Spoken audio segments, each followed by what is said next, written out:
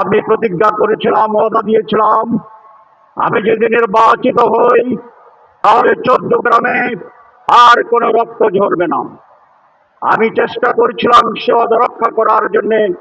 আমার সময় কোনো রাজনৈতিক হত্যাকাণ্ড হয়নি। এই 14 গ্রাম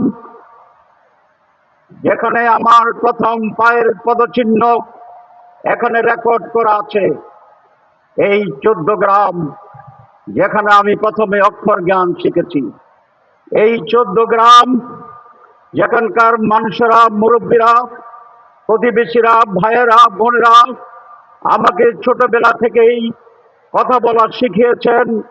ও কখ আমি যান মানুষের সহযোগিতায় বড় হয়েছি। সেই গৌরবের 14 গ্রাম, প্রিয় 14 গ্রাম, আমার অত্যন্ত আনন্দের 14 গ্রাম, সেই 14 গ্রামের আমার সম্মানিত, প্রিয়, ভালোবাসার, শ্রদ্ধার, আবেগের সংগ্রামী ভাইরা, আসসালামু আলাইকুম ওয়া রাহমাতুল্লাহি ওয়া বারাকাতুহু। আমি অত্যন্ত আনন্দিত এই 14 গ্রামে জন্মগ্রহণ করে। 14 গ্রামে এমন অনেক মানুষের জন্ম হয়েছে যাদের নাম বললে কোন জেলায় এই কথা উল্লেখ না করেই মানুষ চিনে আমাদের।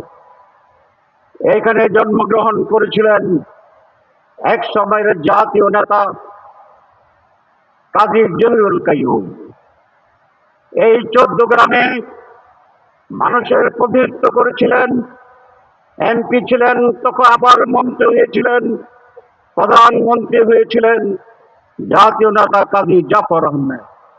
আমি গৌরবের সাথে বলতে চাই, সেই 14 গ্রামের মানুষেরা, আপনারা আমাকে 2001 সালে বিপুল ভোটে নির্বাচিত করে ধন্য করেছেন। আমি আপনাদের প্রতি চিরকৃতজ্ঞ। সম্মানিত ভাইরা, আমি নির্বাচিত হয়ে দুটো কাজকে প্রাধান্য দেওয়ার জন্য চেষ্টা করছিলাম।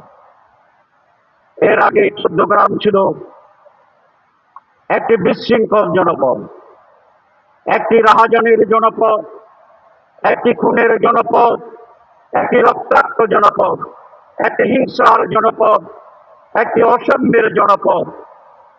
আমি প্রতিজ্ঞা করেছিলাম, ওয়াদা দিয়েছিলাম, আমি যদি নির্বাচিত হই তাহলে 14 গ্রামে আর কোনো রক্ত ঝরবে না।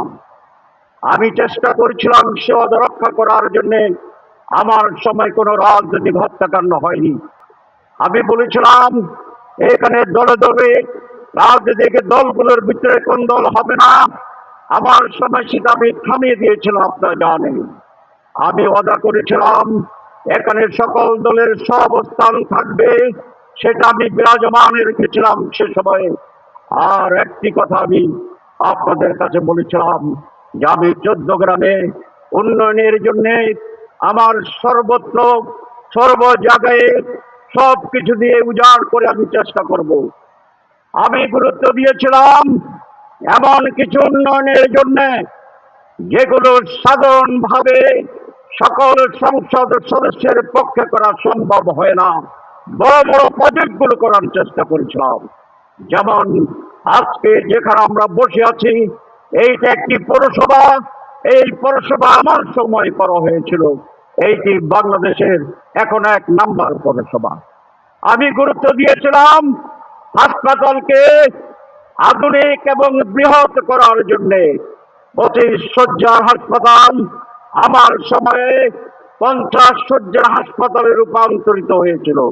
আমার সময়ে সেখানে কালিকাপুরে একটি অচল হাসপাতাল ছিল, আমি সেটাকে দাম করেছি, আপনারা জানেন। আমি চেষ্টা করছিলাম, স্টেশন ছিল না, প্রায় আগুন লেগে যেত, ধ্বংস হয়ে যেত। আমি এই একটু দূরেই ফায়ার ব্রিগেড স্টেশন স্থাপন করেছিলাম। আমি চেষ্টা করেছিলাম 14 গ্রামে ডিজিটাল টেলিফোন ছিল না। আমার সময়ে 1000 লাইনের ডিজিটাল টেলিফোন ব্যবস্থা চালু করেছি আমি আল্লাহর মেহেরবানিতে। আপনারা জানেন বাংলাদেশে একটি বৃহৎ আকারের রাস্তা আছে ফখরুদ্দিন রোড, তার প্রায় ৪৫ কিলোমিটার এই ১৪ গ্রামে পড়েছে, যেটি ঢাকা চট্টগ্রাম এই যে পাশের হাইওয়ে তার প্যারালাল। বাংলাদেশের আমাদের নিরাপত্তা, ব্যবসা, এই দুটো দিক থেকেই ওই রোডটি অত্যন্ত গুরুত্বপূর্ণ। কারণ আমরা বর্ডার এলাকার মানুষ, আগরতলা থেকে রংরেজ কামানের গোলা যদি ছড়ে তাহলে ঢাকা চট্টগ্রামে আয় হয়ে অচল হয়ে যাবে। সেই জন্য ক্যাপিটাল রাজধানী ঢাকা আর কমার্শিয়াল রাজধানী চিটাগের ভিতরে সংযোগ স্থাপনের জন্য এই হাইওয়ের প্যারালাল হচ্ছে ফখরুদ্দিন রোড। আমি বিশেষ গুরুত্ব দিয়ে ওয়ার্ল্ড ব্যাংক থেকে ফান্ড স্যাংশন করে ৪৫ কিলোমিটারের ফখরুদ্দিন রোডকে পাকা করেছিলাম, আপনারা জানেন। আমি প্রথম বাংলাদেশের ভিতরে সবচেয়ে বেশি বিদ্যুৎ সংযোগ করেছি ৩৭৫ কিলোমিটার এই ১৪ গ্রামে। সংগ্রামী ভাইরা, এর মাঝখানে ১৪ গ্রামে কি হয়েছিল আপনারা জানেন। কিন্তু এবার যখন পট পরিবর্তন হয় ২২শে জুলাই আমাকে অ্যারেস্ট করা হয়েছিল। ৫ আগস্ট যখন পট পরিবর্তন হয়েছে জেলখানায় আমাদেরকে ফোন দেওয়া হয়েছিল কথা বলার জন্য। আমি প্রথম ফোন করেছি ১৪ গ্রামে, কারণ আমি জানি এর আগমন আমলে যেভাবে হত্যাকাণ্ড হয়েছিল, বাড়িঘর আগুন দেওয়া হয়েছিল, মানুষ প্রতিহিংসা পরায়ণ হতে পারে। আমি সেই জন্য প্রথম ফোন করে বলেছি আমার নেতাদেরকে, ১৪ গ্রামের আকাশে আমি কোনো ধোঁয়া দেখতে চাই না, কোনো প্রতিশোধ দেওয়া যাবে না, কোনো হামলা করা যাবে না, কোনো আগুন দেওয়া যাবে না। আলহামদুলিল্লাহ কোন উচ্ছৃঙ্খল আচরণ প্রতিশোধ ১৪ গ্রামে নেওয়া হয় না। আপনারা সাক্ষী আছেন তো নাকি? আমাদের বন্ধুরা সাক্ষী দেবেন, তারা ভালো আছেন, নিরাপদ আছে। কারণ আমি ১৪ গ্রামে কোন দলীয় দৃষ্টিভঙ্গি থেকে মানুষকে দেখি না। এখানে যারা বিএনপি করেন তারা আমার ভাই, এখানে যারা জামায়াত করেন তারা আমার ভাই, এখানে যারা অন্যান্য ইসলামী আন্দোলন করেন তারা আমার ভাই, এখানে যারা অন্য দল করেন তারাও আমার ভাই, আমার প্রতিবেশী। আমরা বিভিন্ন রাজনীতি করার অধিকার সকলের আছে। যিনি বিএনপি করেন আপনি অবশ্যই বিএনপি করবেন, যিনি অন্য দল করেন তার অন্য দল করার অধিকার আছে। কিন্তু ১৪ গ্রাম হিসেবে আমরা সকলে ঐক্যবদ্ধ থাকব। আমি নিশ্চয় জানি আজকে এখানে যারা আপনারা আছেন তারা সকলে জামাত ইসলামী করেন না।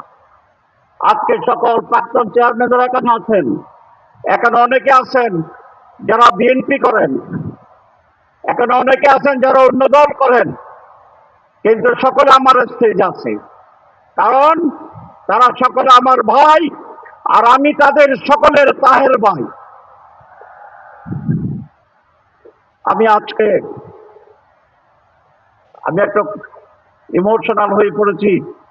আমি আজকে সেই কথাটি বলতে চাই, আমি আপনাদেরকে কখনোই দলীয় দৃষ্টিভঙ্গি থেকে দেখবো না ইনশাআল্লাহ। ১৪ গ্রামে এমপি কোন দলের প্রতিনিধি নন। আপনি দল করেন কিন্তু এমপির ভোট দিতে হবে তাকে যিনি সমগ্র মানুষের কল্যাণ করতে পারবে। আমি বিশ্বাস করি যদি আপনারা মনে করেন আমার অতীতের কর্মকাণ্ড, বর্তমান রাজনৈতিক অবস্থান সবকিছু মিলে আমি সমগ্র ১৪ গ্রামের মানুষের দল মতের ঊর্ধ্বে উঠে কল্যাণ করতে সক্ষম হব ইনশাআল্লাহ, তাহলে আমি সকল দলের সকলের ভোট চাওয়ার অধিকার রাখি, আমি বিশ্বাস করি ইনশাআল্লাহ।